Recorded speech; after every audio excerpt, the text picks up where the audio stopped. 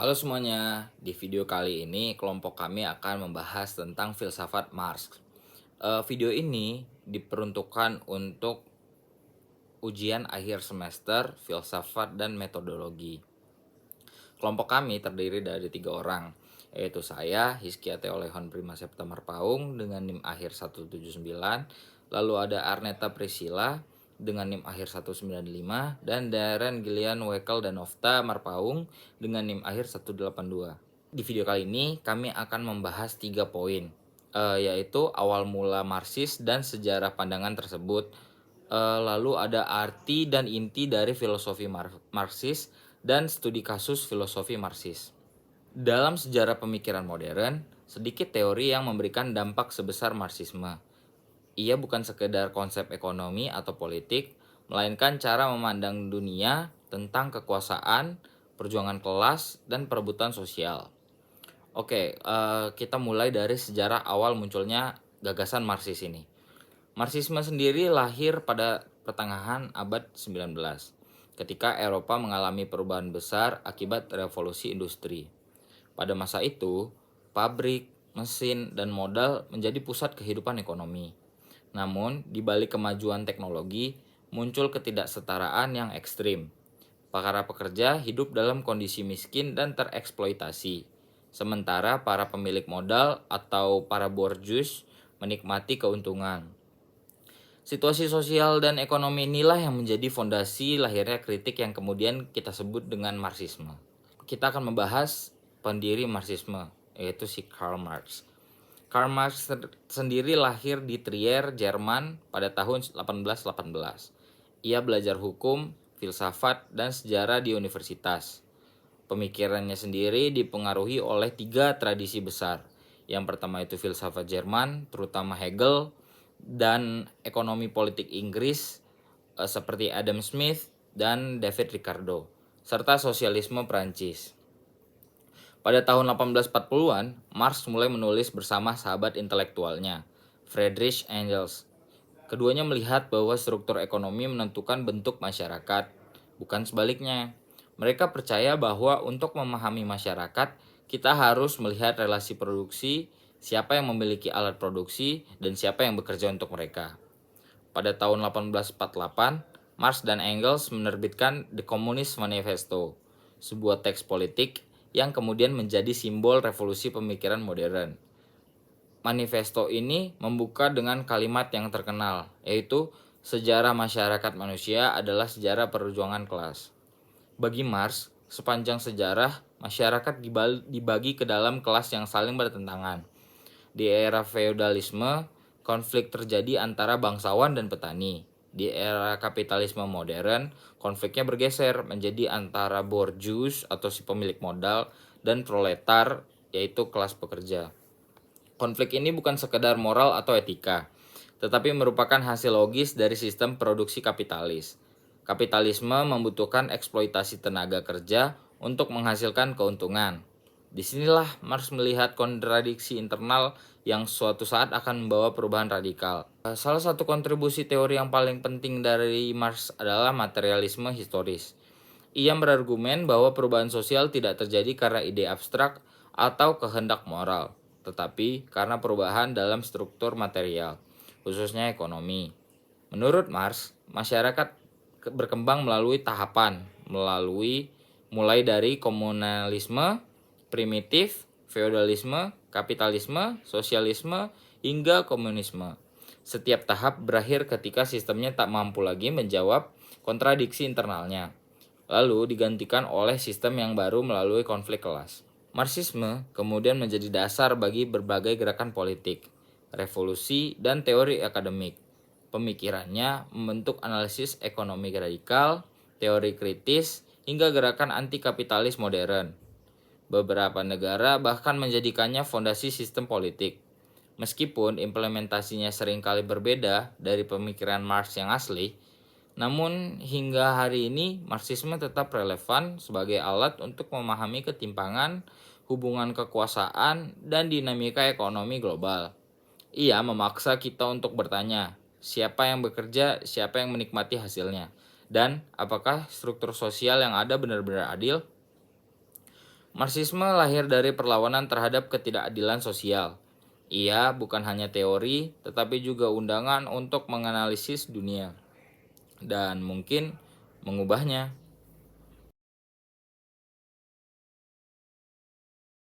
Jadi pada bagian ini saya akan membahas arti dan inti filosofis Marxis yang menjadi fondasi pemikiran Karl Marx. Filsafat Marxis bukan hanya sekedar teori abstrak, tapi juga cara pandang dunia yang revolusioner yang memadukan filsafat, ekonomi, sejarah untuk mengkritik masyarakat kapitalis dan membayangkan masyarakat yang lebih adil. Arti dasar dari filsafat Marxis sendiri adalah pendekatan materialis terhadap realitas, di mana segala sesuatu dijelaskan melalui kondisi material kehidupan manusia, bukan ide-ide abstrak atau kekuatan supranatural.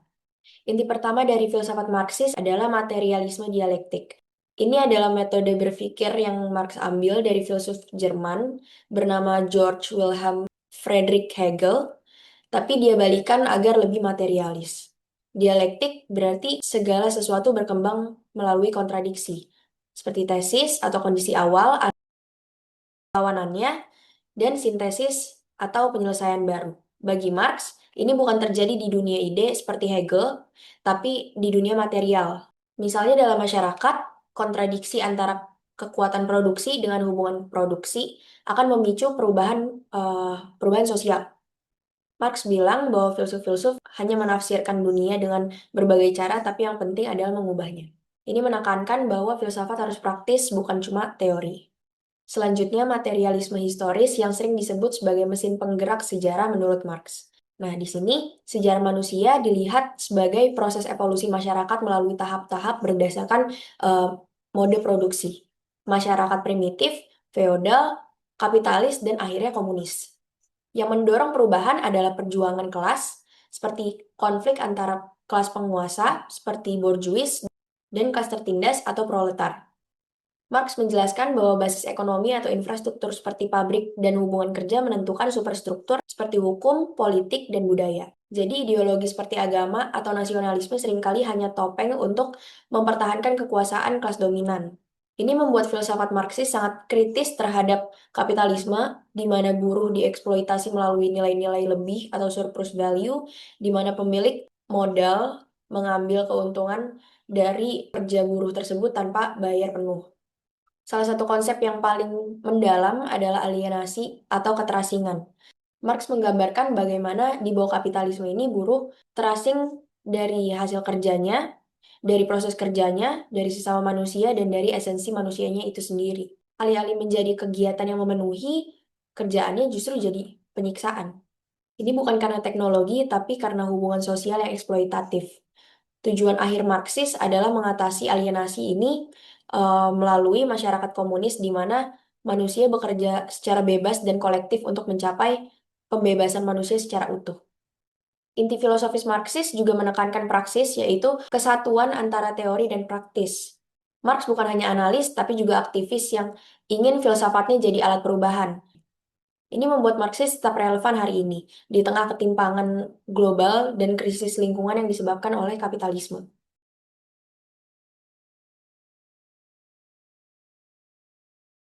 Oke baik, selanjutnya saya akan menjelaskan mengenai studi kasus dari pemikiran atau filsafat Marxisme ini yang telah kelompok kami pilih, yaitu adalah teori dependensi Marxis di wilayah Amerika Latin. Nah, pada pertengahan abad ke-20, teori modernisasi yang dipopulerkan oleh ekonom Amerika Serikat William Rostow menjadi kerangka dominan dalam memahami pembangunan global. Teori ini mengasumsikan bahwa semua negara bergerak melalui jalur perkembangan yang sama mulai dari masyarakat agraris tradisional menuju ke industri manufaktur, hingga akhirnya mencapai tahap konsumsi massal seperti yang dialami oleh Amerika Serikat. Nah, cara pandang ini terasa menenangkan bagi negara maju karena menyiratkan bahwa ketertinggalan Amerika Latin bukan disebabkan oleh eksploitasi struktural, melainkan sekedar persoalan keterlambatan yang dapat diselesaikan melalui waktu dan juga investasi asing. Namun asumsi tersebut kemudian digugat secara fundamental oleh para ekonom kritis yang mempertanyakan apakah proses yang membuat Barat menjadi kaya justru merupakan proses yang sama yang membuat Amerika Latin tetap miskin. Nah, Raul Prebisch, ekonom asal Argentina yang pernah menjadi diplomat perdagangan pada era depresi besar tahun 1930-an, mengalami langsung dampak ketergantungan ekonomi ini. Ketika pasar Inggris ini runtuh pada dekade tersebut, Argentina yang bergantung pada ekspor daging sapi dan biji-bijian mengalami guncangan besar.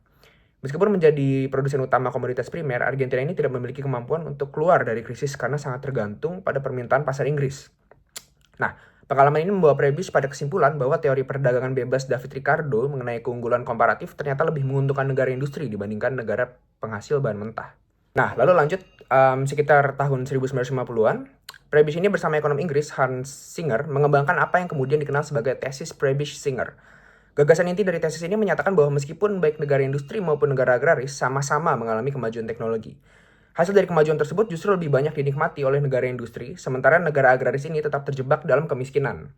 Nah, dalam praktiknya, keadaan ini dapat dilihat melalui mekanisme pertukaran yang tidak setara. Jika pada masa sebelumnya 100 ton daging sapi dari Argentina dapat ditukar dengan 500 ton mesin produksi dari Inggris, maka seiring kemajuan teknologi di Inggris, jumlah mesin yang sama kini hanya memerlukan 40 ton daging. Argentina tetap bergantung pada ekspor produk primer, namun menerima nilai tukar yang semakin menurun. Inilah yang disebut sebagai pertukaran tidak setara. Penjelasan lebih lanjutnya tentang mekanisme ini dikembangkan oleh ekonom Yunani Prancis Argyri Emmanuel melalui karyanya Unequal Exchange in the Strict Sense tahun 1972. Nah, Emmanuel di sini itu menunjukkan bahwa akar persoalan terletak pada perbedaan tingkat upah antar negara.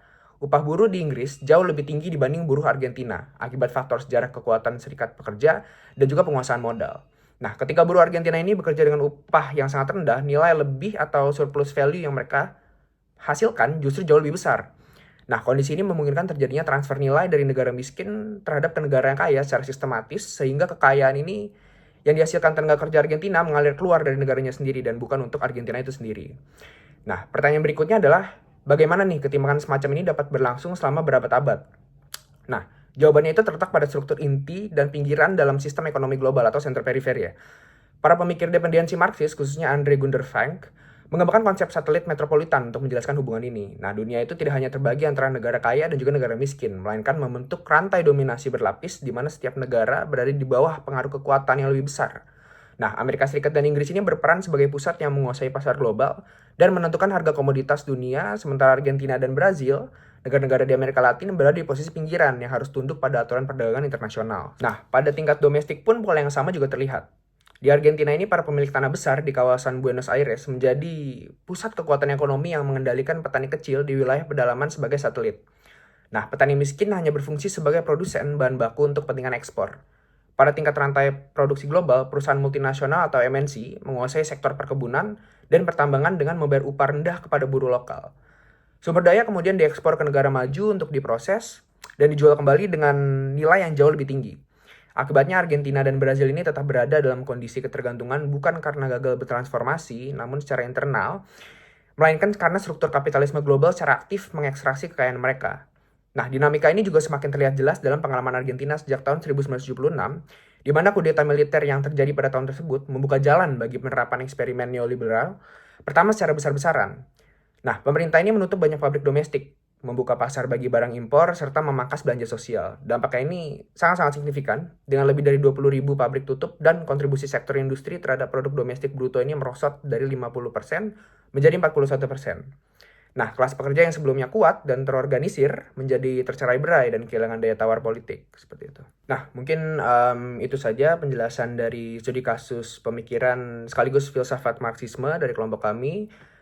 Semoga video ini bisa bermanfaat dan juga membantu teman-teman di luar sana yang ingin memahami lebih dalam mengenai pemikiran dan juga filsafat Marxisme itu sendiri. Terima kasih.